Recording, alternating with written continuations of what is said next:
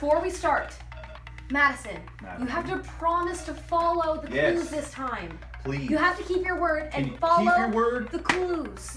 It's important. I promise? I promise. Keep your word? Keep my word. Okay. Right on. Thank you. Okay. Let's start. All All right. right, what does the clue say? All right. To put this case together, you have to focus on the pairs. On the pairs. The pairs. Okay. Pairs. So, Pairs. Okay. let's look out. Where can we find this pear? Pairs. Pear sounds so good right now. Right here, look it. Okay. There's 2 trees. Okay. There's a pair of trees. What's on the tree? Fruit! It's talking about fruit. Madison. Come on, sounds so These good are right fruit now. trees, Madison. Well, if you Look have Exactly, we those have are to get fruit out. trees. That's a fruit tree. Is that a fruit tree? No. Okay. Okay. Maybe the pears are the 2 drawers. 2 drawers. Guys, Pears. look. A 3 and there's 3 guys. Listen, listen. It's a pair of 3s.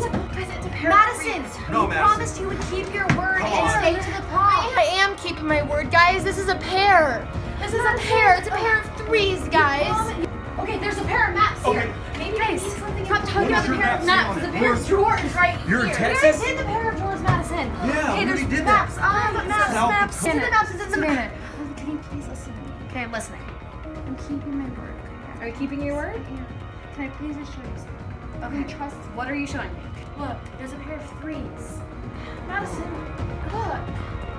See? I'm a 3 and a 3. It's a pair of 3s. Whoa, there is 2 3s. Yeah. Well, I wonder if we take this and put it right here. Whoa! Whoa! Yes! Whoa! Yes! Yes! Okay, there we You go. kept your word! Did! Yes! You did keep your word. Way to go, Madison! Good job, Madison! I told you I'd keep my word. That's awesome, Madison. Today we're learning that God keeps His word.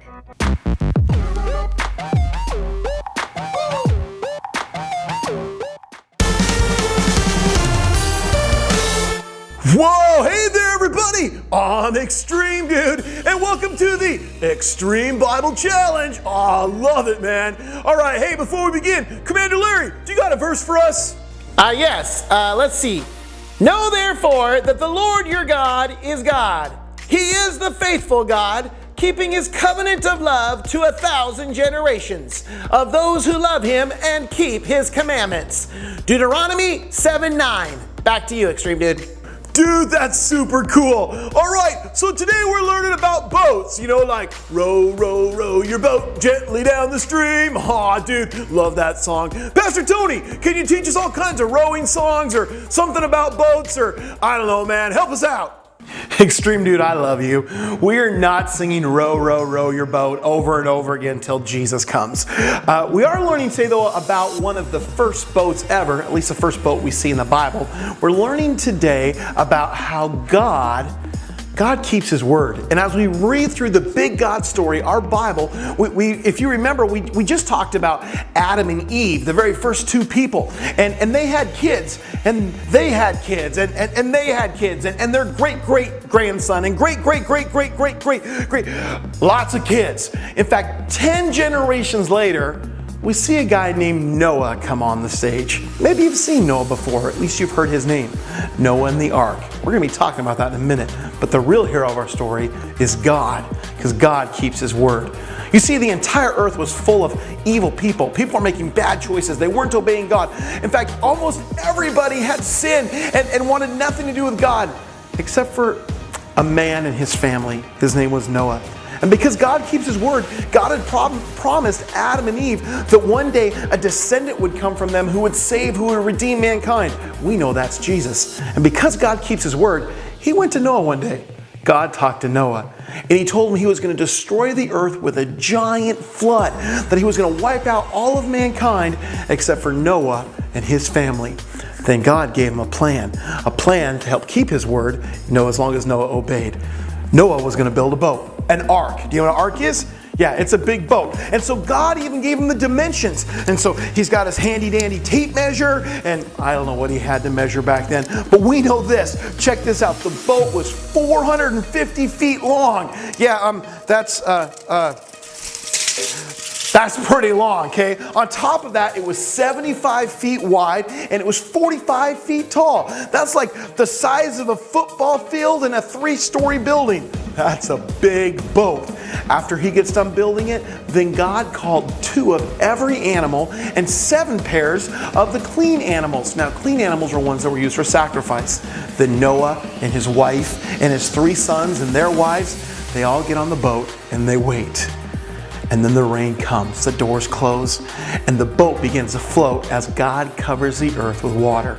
And for 5 months they floated until a wind came and it stopped the waves. It stopped the rain.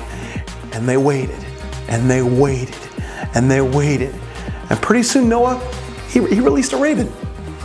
Raven didn't come back. Of course, the raven probably landed on dead trees or something floating in the water. So then he released a dove.